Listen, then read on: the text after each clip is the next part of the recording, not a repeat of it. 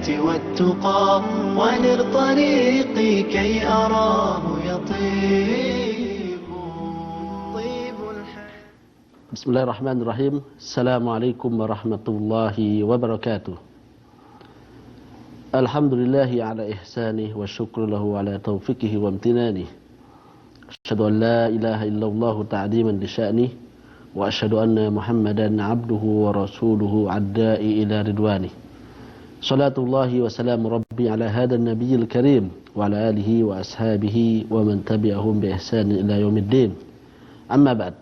Kaum muslimin dan kaum muslimat, para ikhwah dan para akhwat yang dirahmati oleh Allah Subhanahu wa taala, berjumpa kembali kita pada sore hari ini dalam rangka untuk melanjutkan penjelasan terhadap hadis-hadis yang dirangkum oleh Al-Imam An-Nawawi dalam kitab Al-Arba'in An-Nawawiyah. Kita sudah sampai pada hadis yang ketiga. Pada kesempatan kali ini kita akan membaca dan juga menjelaskan terkait dengan hadis yang ketiga yang disebutkan oleh Al-Imam An-Nawawi dalam kitab beliau Al-Arba'in Nawawiyah. Beliau mengatakan wa an Abi Abdurrahman Abdullah bin Umar radhiyallahu taala an qala Rasulullah sallallahu alaihi wasallam. Dari Abu Abdurrahman Abdullah bin Umar radhiyallahu taala anhu, beliau mengatakan bahwa Rasulullah sallallahu alaihi wasallam bersabda, "Buniyal Islamu ala khamsin." Bahwa Islam itu didirikan di atas 5 perkara. Syahadati an la ilaha illallah, bersyahadat la ilaha illallah wa anna Muhammadar Rasulullah, dan Nabi Muhammad merupakan utusan Allah Subhanahu wa taala. Wa iqamis salati, dan menegakkan salat, mendirikan salat. Wa ita'iz zakah, dan juga membayarkan zakat. Wa hajjul baiti, berhaji di rumah Allah Subhanahu wa taala di Mekah. Wa shaumi Ramadan, dan berpuasa di bulan Ramadan. Akhrajahu Bukhari wa Muslim. Hadis ini diriwayatkan oleh Imam Bukhari dan juga Imam Muslim. Hadis ini merupakan hadis yang sahih, yang valid penyandarannya kepada Nabi Muhammad SAW. Perawi dari hadis ini adalah Abdullah bin Umar radhiyallahu taala anhu. Abu Abdurrahman, kunyahnya adalah Abu Abdurrahman, putra dari Umar bin Khattab radhiyallahu taala anhu. Beliau dilahirkan di awal-awal masa kenabian Nabi Muhammad SAW. Maka beliau merupakan salah satu di antara sahabat yang paling banyak meriwayatkan hadis dari Rasulullah SAW. Beliau termasuk orang yang taat, syadidul ittiba, orang yang sangat mengikuti Nabi Muhammad SAW, sangat mencintai Nabi dan menjadikan Nabi Muhammad sebagai suri tauladan. Beliau seperti sang ayah Umar bin Khattab yang dijuluki sebagai waqaf. Waqaf itu adalah orang yang berhenti di atas perintah Allah dan di atas perintah Rasulullah SAW. Maka demikian juga dengan sang putra, yaitu Abdullah bin Umar radhiyallahu taala anhu. Sahabat ini wafat dan meninggal dunia pada tahun 73 Hijriah. Inilah sang perawi hadis dari Nabi kita Muhammad SAW. Kemudian tema dari hadis ini adalah terkait dengan rukun Islam. Penjelasan terkait dengan rukun Islam. Barangkali ada yang bertanya, apa perbedaan antara hadis Umar bin Khattab yang kita bahas beberapa waktu yang lalu dengan hadis Abdullah bin Umar? Kita katakan bahwa tema dalam hadis Umar bin Khattab adalah maratibuddin, tingkatan-tingkatan dalam agama. Jadi ada tingkatan Islam, ada tingkatan iman, dan ada tingkatan ihsan. Adapun dalam hadis Abdullah bin Umar yang kita baca dan kita kaji pada sore hari ini, murni pembahasan terkait dengan rukun-rukun Islam. Nabi kita Muhammad SAW bersabda, buniyal Islamu ala khamsin, bahwa Islam itu didirikan atas 5 perkara, kata Nabi Muhammad SAW. Maka dengan redaksi ini, dengan diksi ini, bahwa Rasulullah SAW seakan-akan mengumpamakan Islam seperti sebuah bangunan.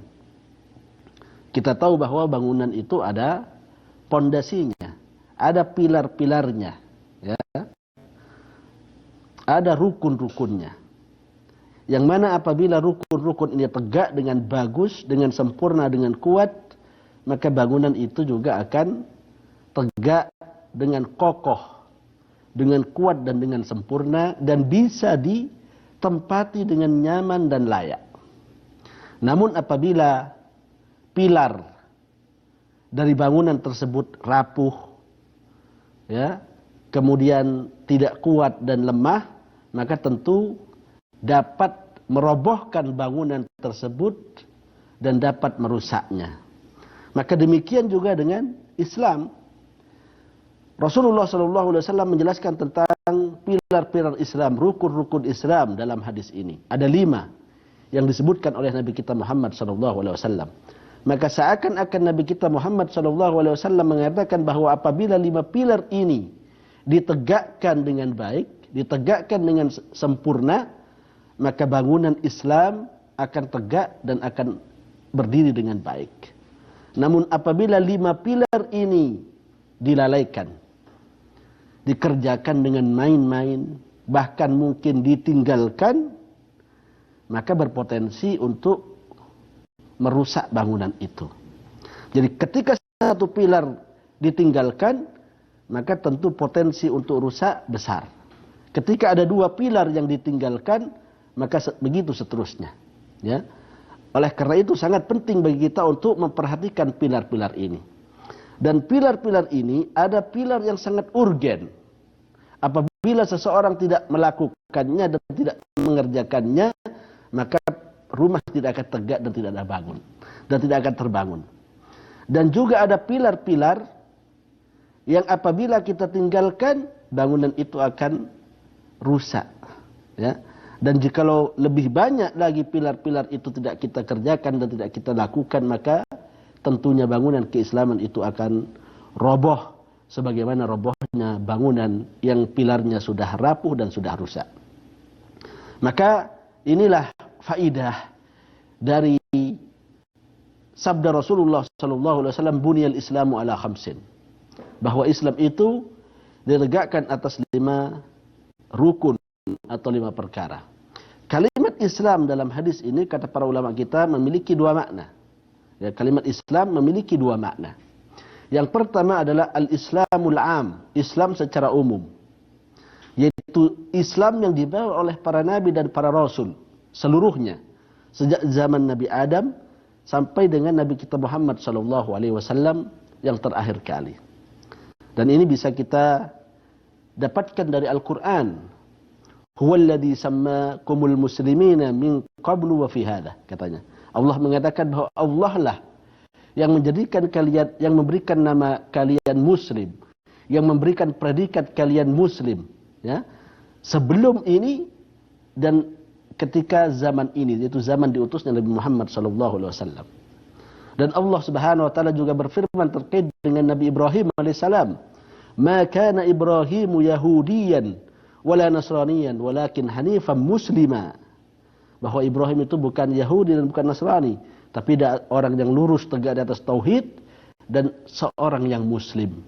Ini kata Allah Subhanahu wa taala. Maka ini maknanya adalah Islam al-am, yaitu Islam secara umum.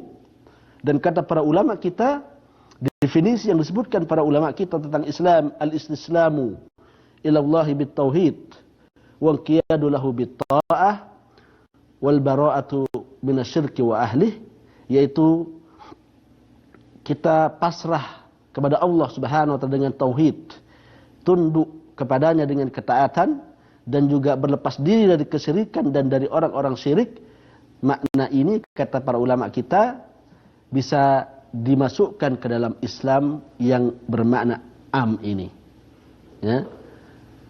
Kemudian yang kedua, Islam yang kedua adalah Islam al-khas, Islam khusus, yaitu Islam yang dibawa oleh Nabi kita Muhammad SAW. Ya. Dan makna dari sabda Rasulullah SAW, buniyal Islamu ala khamsin, bahwa Islam itu ditegakkan atas 5 perkara. Yang dimaksud dengan Islam ini adalah Islam alladzi jaa bihi Muhammadun sallallahu alaihi wasallam. Islam yang dibawa oleh Nabi kita Muhammad sallallahu alaihi wasallam. Maka rukun Islam di sini adalah rukun Islam yang dibawa oleh Nabi kita Muhammad sallallahu alaihi wasallam. Kemudian yang pertama disebutkan bahwa rukun yang pertama, pilar yang pertama dari Islam itu adalah syahadati alla ilaha illallah, bersyahadat la ilaha illallah wa anna Muhammadar Rasulullah, bahwa tidak ada yang berhak disembah kecuali Allah Subhanahu wa taala dan bahwa Muhammad adalah utusan Allah Subhanahu wa taala. Kalimat syahadat dalam bahasa Indonesia adalah bersaksi.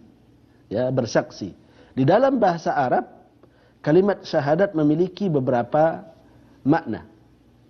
Jadi syahadat ini harus mencakup beberapa makna yang harus dipraktekkan oleh orang yang bersyahadat. Yang pertama adalah al-i'tiqad, yaitu orang yang meyakini. Jadi ketika orang bersyahadat, maka dia meyakini, harus meyakini apa yang dia syahadatkan.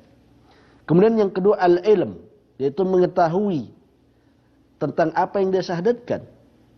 Kemudian yang ketiga at-talaffudu, yaitu melafatkan kalimat syahadat.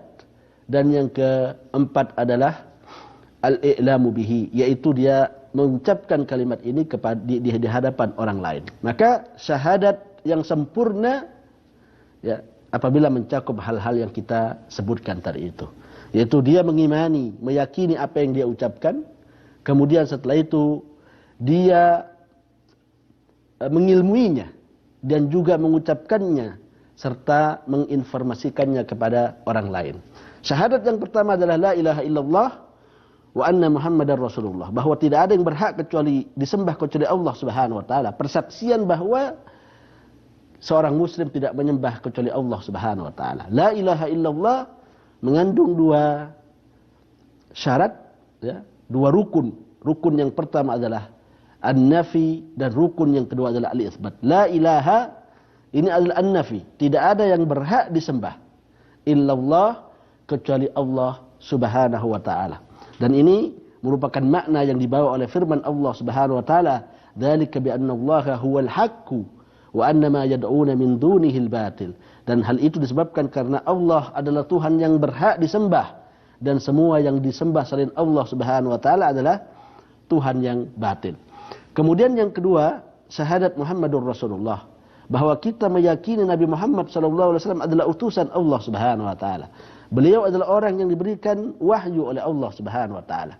Dan konsekuensi dari hal ini, dari keyakinan kita, dari keimanan kita bahwa Nabi Muhammad adalah utusan Allah Subhanahu wa taala adalah ta'atuhu fi ma amar, yaitu kita menaati perintah-perintah Rasulullah sallallahu alaihi wasallam, wa tasdiquhu fi ma akhbar, dan meyakini terkait dengan informasi dan kabar-kabar yang diinformasikan kepada kita. Wajtinabu ma naha anhu wa zajar, menjauhi apa-apa yang dilarang oleh Nabi kita Muhammad sallallahu alaihi wasallam, wa alla yu'badullaha illa bima syara', dan kita tidak beribadah kepada Allah kecuali dengan yang disyariatkan dan dicontohkan oleh Nabi kita Muhammad sallallahu alaihi wasallam. Maka ini adalah konsekuensi yang harus ada ketika seseorang itu bersyahadat Muhammadur Rasulullah sallallahu alaihi wasallam. Kaum muslimin yang dirahmati oleh Allah Subhanahu wa taala, ini adalah pilar yang paling kuat terkait dengan agama Islam. Ya, barang siapa yang tidak mengucapkan kalimat syahadat la ilaha illallah dan Muhammadur Rasulullah, maka dia belum menjadi seorang muslim. Maka ini adalah pilar yang paling kokoh yang harus direalisasikan dan diwujudkan oleh kaum muslimin.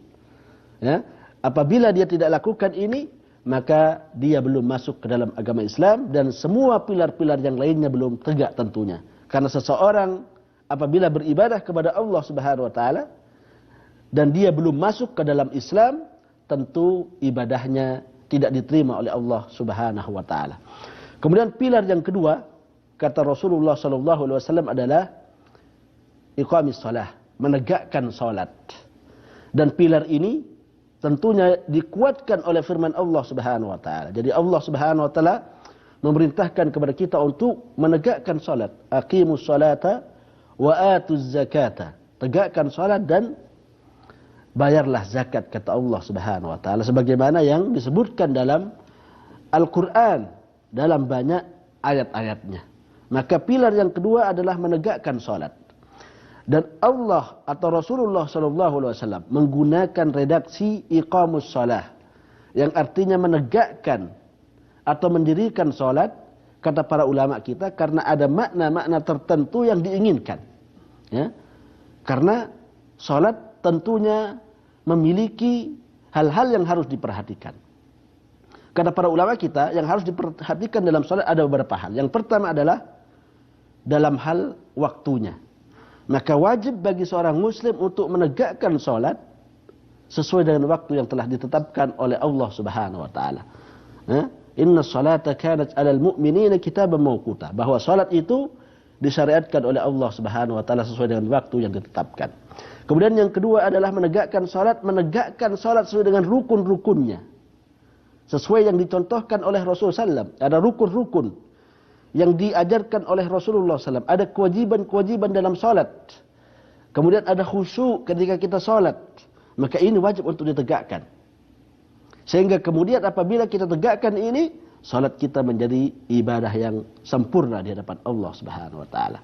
Kemudian yang ketiga adalah ditegakkan, artinya al-mudawamatu alaih, yaitu kita melaksanakan salat secara terus-menerus. Tidak kita tinggalkan satu kali pun salat itu. Maka apabila tiga pilar ini kita lakukan, tiga hal ini kita lakukan, menjaga waktunya, menjaga rukun-rukunnya, menjaga kehusuan masuk dalamnya, menjaga kehusuannya, dan juga menjaganya dan tidak meninggalkannya sedikit pun, maka dia telah menegakkan salat. Salat inilah salat yang berkualitas. Salat inilah yang kemudian inna salata tanha anil fahsya'i wal munkar, bahwa salat itu dapat menjadikan seseorang itu terhalang untuk melakukan keburukan dan kemaksiatan kepada Allah Subhanahu wa taala. Maka ketika seorang muslim melakukan ibadah salat tapi dia masih getol melakukan kemaksiatan kepada Allah Subhanahu wa taala, maka yang disalahkan bukan salatnya. Yang disalahkan adalah kualitas salat yang dia lakukan kepada Allah Subhanahu wa taala. Kualitasnya adalah kualitas rendah sehingga tidak menambah keimanannya dan ketakwaannya kepada Allah Subhanahu wa taala. Kaum muslimin dan kaum muslimat yang dirahmati oleh Allah Subhanahu wa taala, inilah yang kita sampaikan pada kesempatan kali ini. Insyaallah yang tersisa dari rukun Islam kita akan jelaskan pada pekan depan. Semoga Allah Subhanahu wa taala memberikan kepada kita taufik dan hidayahnya. Wa sallallahu ala nabil mustafa wa ala alihi wa sahbihi wasallam wa ayyuda alhamdulillahirabbil alamin. Assalamualaikum warahmatullahi wabarakatuh. بالهداية والتقى ونر طريقي كي أراه يطيب الحياة بحبنا للدعوة لله رب العالمين تطيب أسعد قلوبا بالهداية والتقى ونر طريقي كي أراه يطيب طيب الحياة بحبنا للدعوة لله رب العالمين تطيب أسعد قلوبا بالهداية والتقى وأنر طريقي كي أراه يطيب وأنر طريقي كي أراه يطيب